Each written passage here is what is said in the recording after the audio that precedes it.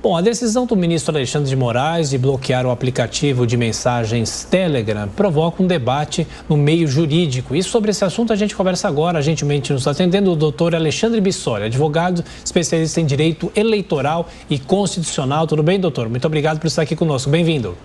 Tudo bem, obrigado, Thiago. Bom dia, Adriana. Bom dia a todos que nos ouvem.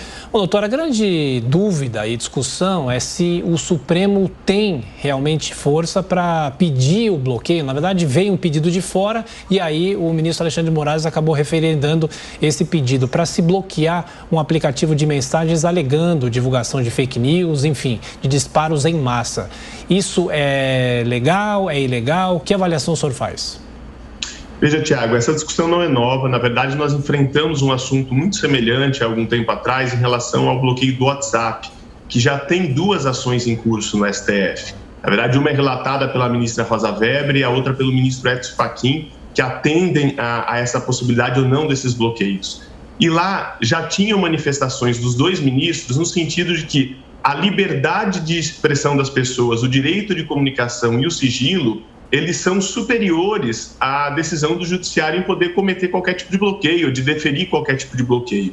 Então, do ponto de vista constitucional, entendo eu, e me parece que alguns ministros já manifestaram entendimento nesse sentido, que não pode se mitigar direitos fundamentais para se buscar soluções jurídicas que a tecnologia não fornece.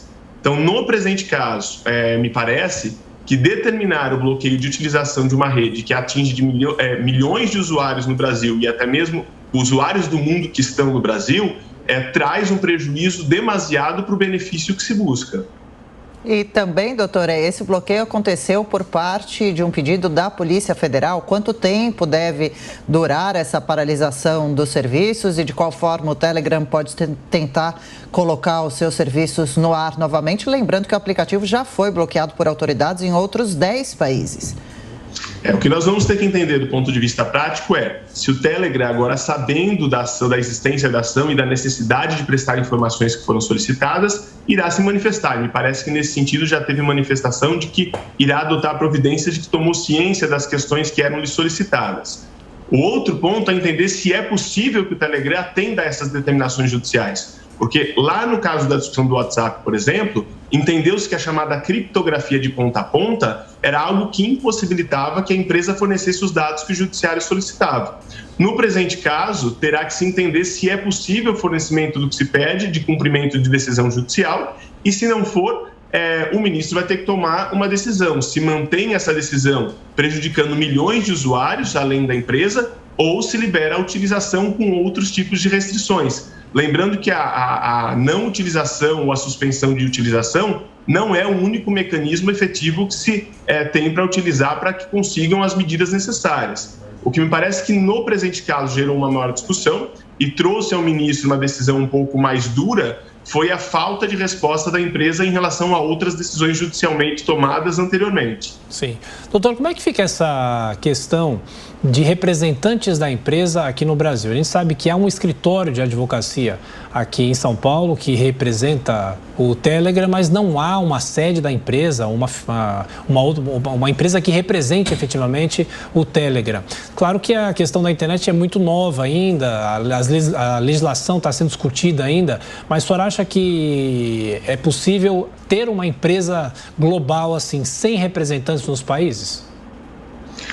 Veja, o Marco Civil trouxe justamente na sua elaboração algumas diretrizes para que a gente possa lidar com essas questões de novidade ligadas à tecnologia. Mas, do ponto de vista prático, alguns artigos, inclusive, são questionados hoje no STF. Se a empresa tem que ter a sua sede no Brasil ou não, se uma mera representação é suficiente ou não, eu entendo que a efetividade do cumprimento de medidas é o que deve ser levado em conta. Se existe uma representação que permite que a empresa seja acessada, tenha acesso a informações e decisões judiciais, me parece suficiente, porque no mundo cada vez mais globalizado, querer impedir que as pessoas acessem coisas de fora do seu país ou interajam com situações fora do país, aonde se tem cada vez mais o canal da internet, principalmente no período pós-pandemia em que tudo virtualizou, com sede local e com controle local como se tinha anteriormente, nós não vamos buscar as melhores soluções do ponto de vista tecnológico. Então, me parece que existindo uma representação ou do ponto de vista prático, sendo possível o acesso a esse tipo de empresa, cada vez mais nós vamos experimentar empresas com sede fora do Brasil operando em território nacional. Isso é inevitável. É quase que a consequência da globalização e da virtualização que foi acelerada com esse período de pandemia que vivemos. Agora, doutor Alexandre, também o presidente Jair Bolsonaro, além de chamar de inadmissível essa providência, ele diz que pode chegar a causar óbitos, uma vez que o aplicativo é utilizado para conversas entre pacientes e médicos também. E que o Supremo acaba punindo cerca de 70 milhões de pessoas, quando na verdade queria atingir 2 ou 3. Lembrando que essa aplicação vem junto também com uma multa diária em caso de descumprimento, que seria porque Barroso, do TSE, já teria pedido posicionamentos do Telegram com relação a notícias falsas, a divulgação de notícias falsas. Qual é a principal utilidade do Telegram e Alexandre de Moraes age direito tendo em vista essa situação, esses detalhes? Me parece que ao buscar-se uma solução contra uma empresa específica que não teria cumprido ordem judicial, a decisão passa do limite que deveria e passa a atingir, inclusive, seus usuários, não só por não permitir a utilização plena, do ponto de vista prático para alguns profissionais que utilizam, ou do ponto de vista pessoal para aquelas pessoas que se utilizam para comunicar, mas impõe multa a cidadãos de bem que, não sabendo de uma decisão que era sigilosa, diga-se de passagem que a decisão deixou de ser sigilosa após alguns vazamentos do seu conteúdo, mas uma decisão num processo sigiloso em que os cidadãos não tinham sequer conhecimento dela, lhes é imposto uma multa altíssima caso tentem algum tipo de mecanismo que lhe permita utilizar, às vezes até mesmo para o exercício da sua profissão e em casos de necessidade. Então, me parece que erra o ministro ao decidir da forma como decidiu, pois utiliza um argumento justo, que é o não cumprimento de decisões judiciais, para extrapolar no peso da sua medida ao deferir a liminar, como foi deferida a pedido da Polícia Federal. Doutor, a decisão de Alexandre de Moraes foi muito contestada e alguns especialistas falam que se trata de uma decisão monocrática que não poderia ter sido tomada desta forma. A senhora acha que o plenário agora do Supremo deve se manifestar, haver um julgamento específico em relação a isso? Tiago, a meu ver, 2 pontos pesam contra essa decisão da forma como foi tomada pelo ministro Alexandre de Moraes. O primeiro é a importância e gravidade num tema que já havia sido discutido e vinha sendo discutido em outras 2 ações do tribunal, ação essa na qual ele pediu vistas em 2020 e até o presente momento não trouxe o retorno do seu voto. O artigo 12 e incisos ali previstos que dão margem para a decisão tais quais foram tomadas ontem, já foram rechaçados pela ministra Rosa Weber e pelo ministro Edson Fachin e por outros ministros do STF já falado também que entendem por inconstitucional. Então ele usa uma fundamentação de um dispositivo em que ele pede vistas do processo, que já vem sendo reconhecido como constitucional, utiliza-se desses argumentos e dispositivos para determinar o bloqueio e faz isso de forma monocrática.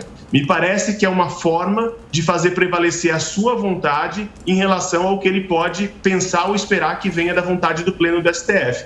Então, sem dúvidas, essa decisão tem que ir o quanto antes ao plenário para que se pacifique esse assunto e se entenda, inclusive naquelas ações originárias que ele pediu vista, se é constitucional ou não esse tipo de bloqueio, tendo em vista que existe questionamento já com a posição de outros ministros pela inconstitucionalidade desse tipo de medida.